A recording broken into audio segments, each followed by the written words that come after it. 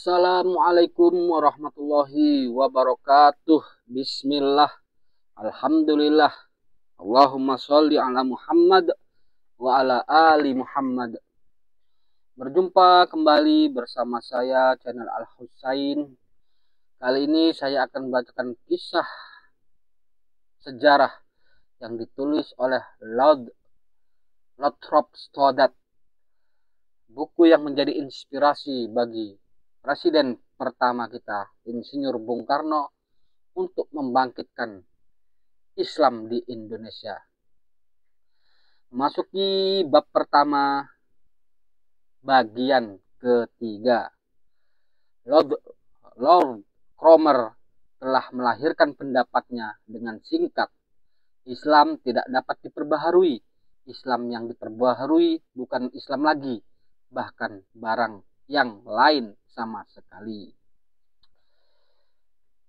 Sekarang paham Mu'tazilah itu kembali lagi dan muncul dengan lahirnya para mujadid yang berpaham bebas, yaitu mereka yang senantiasa menguatkan pikiran, akal, dan paham-paham perbaikan yang dibawanya dengan dalil-dalil dan keterangan-keterangan pemuka-pemuka Mu'tazilah yang terdahulu, dengan hadis-hadis dan ayat-ayat kitab suci. Mereka buktikan bahwa Islam diterima dan diperbolehkan di dalam Islam dengan sabda Nabi Shallallahu Alaihi Wasallam yang maksudnya, sesungguhnya aku ini manusia biasa. Apabila aku suruhkan kamu sesuatu mengenai agama, kerjakanlah.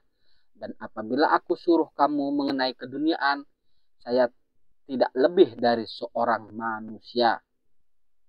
Dan katanya pula, sesungguhnya kamu sekarang di dalam suatu masa, maka orang yang meninggalkan 10 yang disuruhkan padanya, niscaya binasalah dia.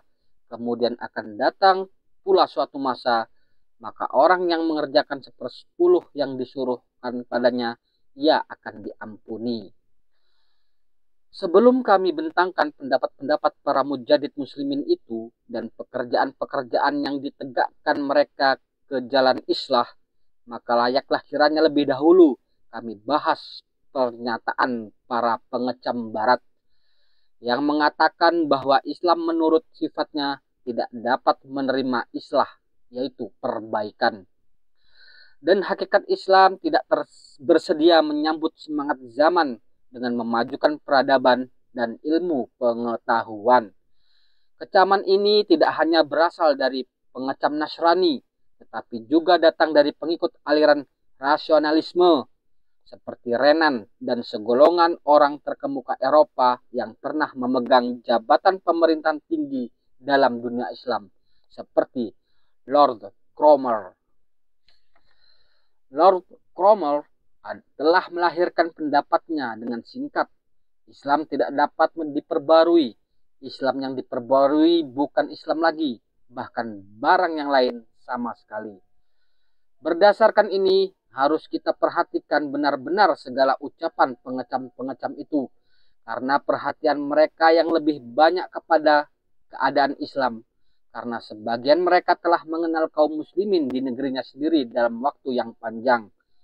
Sesudah membanding itu seluruhnya dan menyelidiki perbandingan sejarah segala agama, lebih-lebih mengenai buah pikiran para mujadid muslimin yang modern, dan sampai di mana kesanggupan mereka itu melaksanakan perbaikan pada abad yang lampau, maka dapatlah kiranya dibantah segala tuduhan itu. Harus diingat bahwa Islam pada waktu sekarang sedang melintasi satu periode, seperti periode yang dilintasi oleh agama Nasrani pada permulaan reformasi. Timbulnya Protestanisme dalam abad ke-15. Di antara kedua periode ini ada persamaan tentang berkuasanya kepercayaan menurut nakal dan taklid di atas kepercayaan menurut akal secara mutlak, dan tentang berkembangnya kecurigaan dan permusuhan terhadap kemerdekaan berpikir dan ilmu pengetahuan. Tak dapat dibantah bahwa orang yang meneliti semua kitab syariat dan sejarah Islam dalam 1000 tahun yang terakhir akan dijelaskan kepadanya bahwa agama Islam tidak menunjukkan suatu sikap yang dapat memberikan sumbangannya kepada kemajuan modern dan peradaban dunia. Akan tetapi, apakah agama Nasrani tidak seperti itu juga pada permulaan abad ke-15?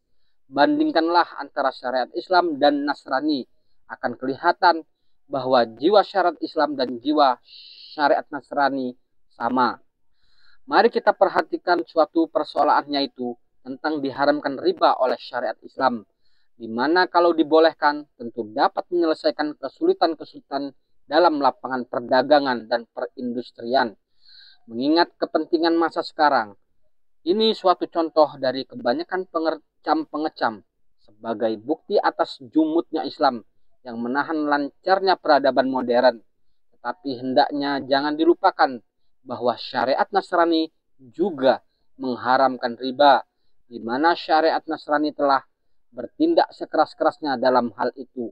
Akibatnya orang Yahudi memonopoli perniagaan di Eropa, sedang orang Nasrani yang pertama yang berani meminjamkan uang orang-orang Lombardia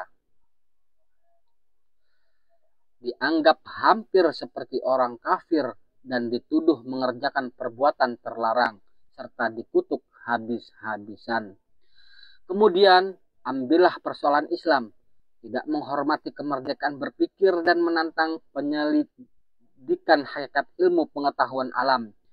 Jika Islam mau membuktikan bahwa hal itu juga terdapat pada agama Nasrani, maka sesungguhnya Islam cukup dengan menunjukkan kepada apa yang dicantumkan di dalam sejarah Nasrani, bahwa Galileo yang terkenal pada masa 300 tahun yang lampau telah dihadapkan di muka majelis paus dan dengan ancaman akan disiksa, dipaksa untuk menarik kembali keterangannya yang terkutuk dan menjelajahi hukum agama, bahwa bumi berputar mengelilingi matahari. Sebenarnya Muhammad SAW menjunjung tinggi ilmu pengetahuan. Ucapannya sendiri menjadi bukti untuk itu. Inilah kata-katanya yang cukup tegas menjadi saksi abadi. Inilah beberapa di antaranya. Tuntutlah ilmu walau ke negeri Cina sekalipun. Tuntutlah ilmu dari ajunan sampai ke liang lahat. Mempelajari sepatah kata ilmu lebih baik daripada mengerjakan salat 100 rakaat.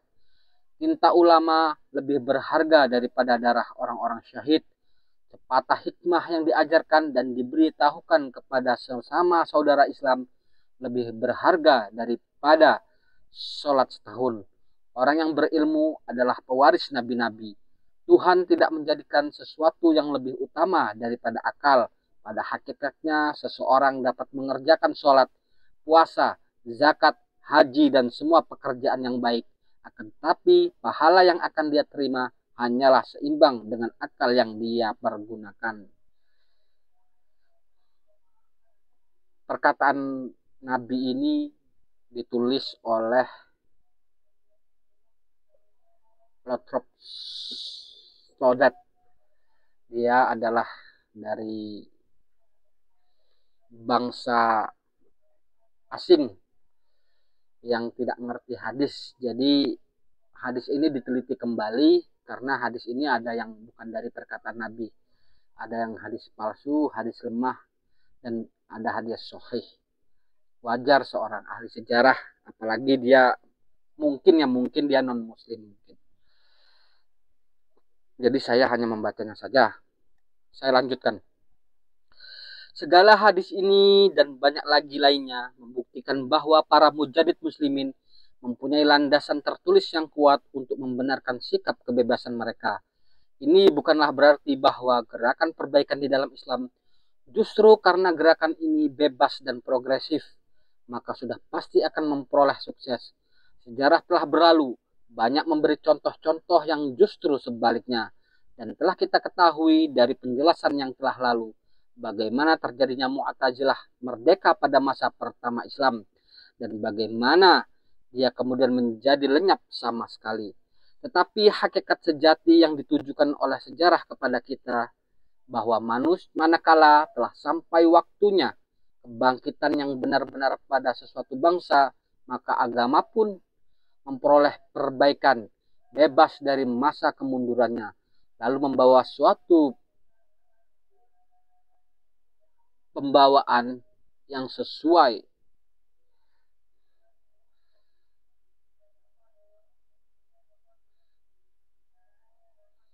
dengan semangat kebangkitan dan dapat mengambil sesuatu yang sesuai dengan tujuan kebangkitan itu.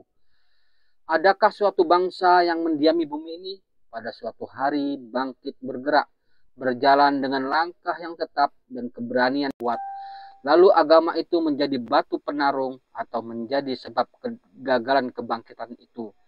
Tidak pernah ada. Benar, kadang-kadang bangsa itu sampai kepada suatu taraf di mana dia terhenti untuk mengatasi beberapa kesulitan atau harus menyingkirkan penghalang yang terdapat di perjalanan, tapi kemudian dia memperkuat diri untuk meneruskan perjalanan, sehingga akhirnya sampailah nanti kepada tujuan dan dapatlah memetik hasil perjuangan. Sekarang tidaklah mungkin bahwa dunia Islam selanjutnya akan kekurangan pengaruh yang progresif. Dunia Islam erat kontaknya dengan peradaban Barat, serta makin lama makin dimasuki oleh ide-ide Barat. Dunia Islam tidak dapat memisahkan diri seperti pada masa yang sudah-sudah, walaupun sekiranya dia benar-benar bermaksud begitu, karena segala kejadian sekarang menunjukkan kepada perubahan besar dan perkembangan yang terus-menerus.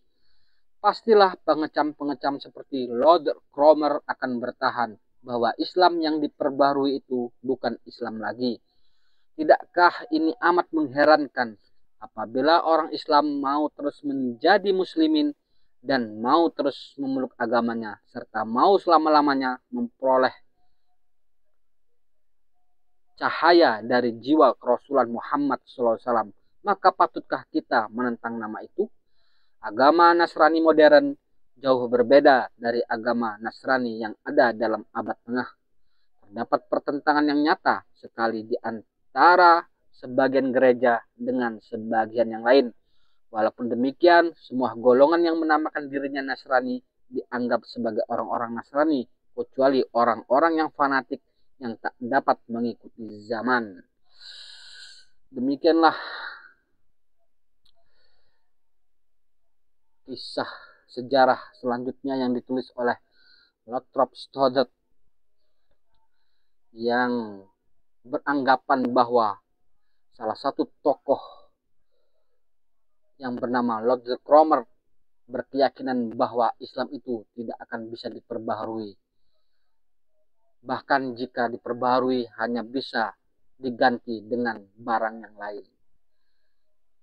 Semoga kita bisa mengambil pelajaran dari sejarah yang ditulis oleh Lothrop Stoddard ini. Subhanakallahumma wa bihamdika asyhadu alla ilaha illa anta astaghfiruka wa atubu ilaik. Assalamualaikum warahmatullahi wabarakatuh.